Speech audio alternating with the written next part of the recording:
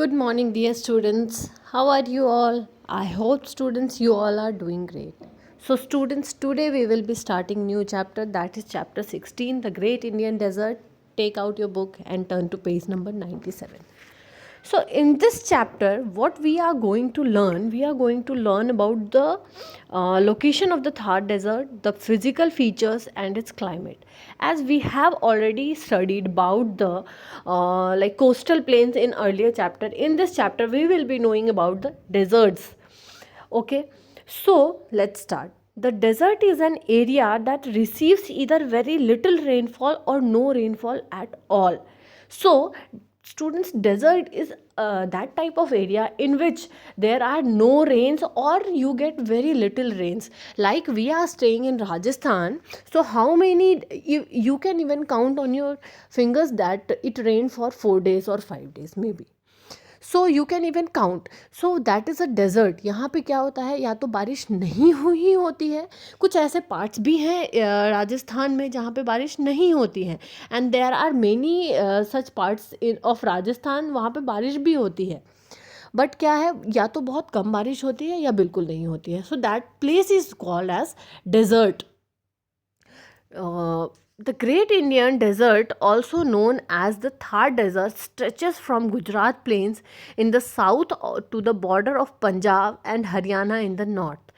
सो ये जो हमारा गुजरात प्लेन जो है, ये द ग्रेट इंडियन डेजर्ट जो है, ये बहुत ही बड़ा है. It is very big. So the border of this plain is, as you can see in the picture given here, so it stretches from Gujarat से होकर, as you can see from here, ये गुजरात से हो करके ये पंजाब और हरियाणा को स्ट्रेच करके ये इतना, these all are great Indian desert. This Thar desert, this is called as Thar desert.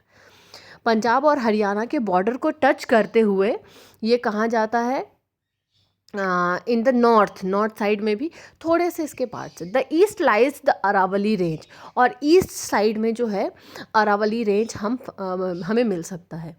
The Aravalli are the oldest mountains in the India में जो अरावलीज हैं वो क्या है, सबसे पुराने माउंटेन्स हैं. Next, the desert.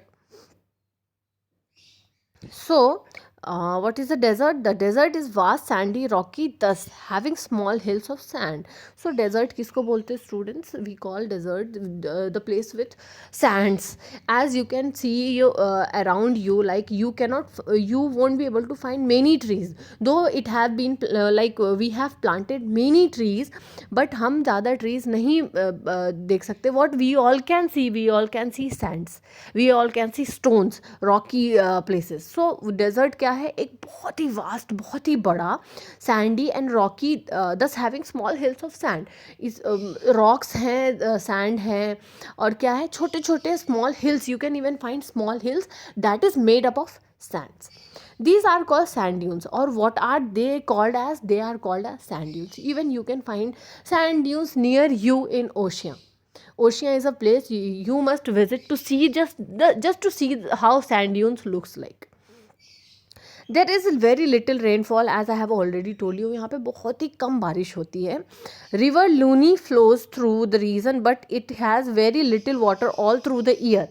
सो यहाँ पे एक रिवर भी है. तो you all know that river gets water from rainfalls.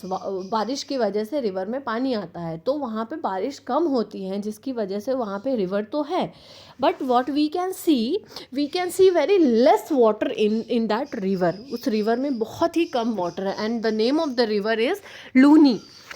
So यहाँ पे you can find this river here. People in the olden days used a camel as a transport. So यहाँ पे पुराने दिनों में जो लोग थे वो क्या करते थे, वो केमल के थ्रू ट्रैवल किया करते थे. You must have seen this in many pictures.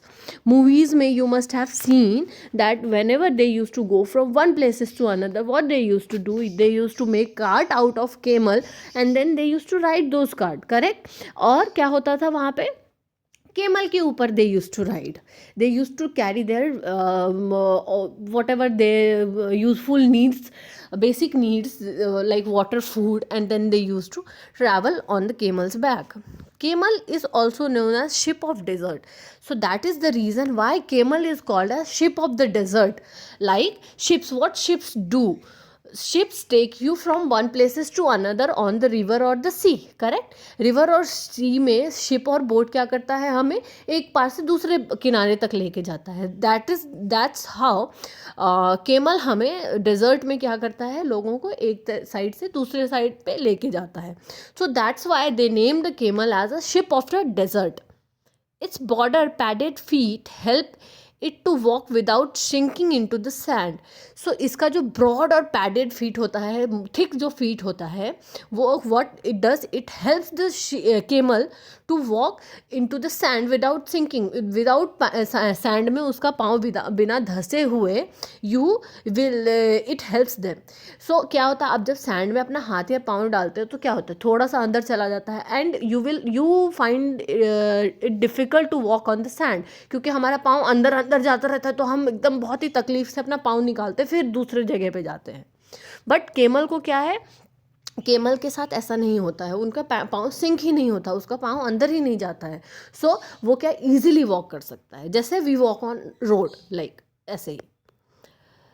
A camel can go without food and water for many days. और केमल क्या है, it stores its water on its hump, as you all know that. So वो camel जो हम में वो store करता है, जब भी उसको पानी की ज़रूरत होती है तो वो उसको यूज़ कर लेता है. सो बिना खाने और पानी के वो बहुत दिनों तक टिक सकता है. We cannot live without food and water for many days, but camel can. This helps it in its travel in the desert, और वो उसको डेजर्ट में ट्रैवल करने में हेल्प करता है. Now jeeps are use in the cities. अभी safari करने के लिए अगर आप जाओगे डेजर्ट पे, तो what you will find many jeeps there. So jeeps cities में अभी क्या है, जीप्स का यूज़ किया जाता है.